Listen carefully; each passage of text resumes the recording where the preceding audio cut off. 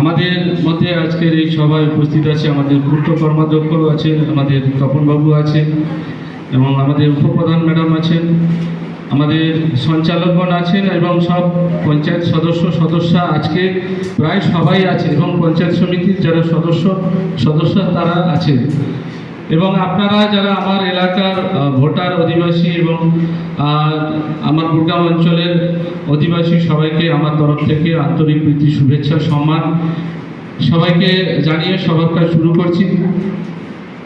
ঘটনা হচ্ছে যে একটা রাস্তা করা নিয়ে একটা সমস্যা হয়েছে, বিক্ষোভ আপনারা করছেন, এটা একটা ভালো বিষয়।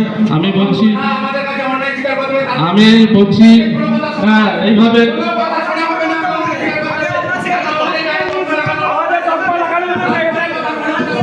যদি আপনারা শান্তভাবে কথা বলেন তাহলে মিটিং করব, নাহলে আমি মিটিং ক্যান্সেল করতে বাধ্য হব। আপনারা যাই খুশি করুন, আমরা আলোচনা করতে প্রস্তুত আছি। আপনি আলোচনাটা বানচাল করবেন না। আপনি যখন আমার কথা শুনুন,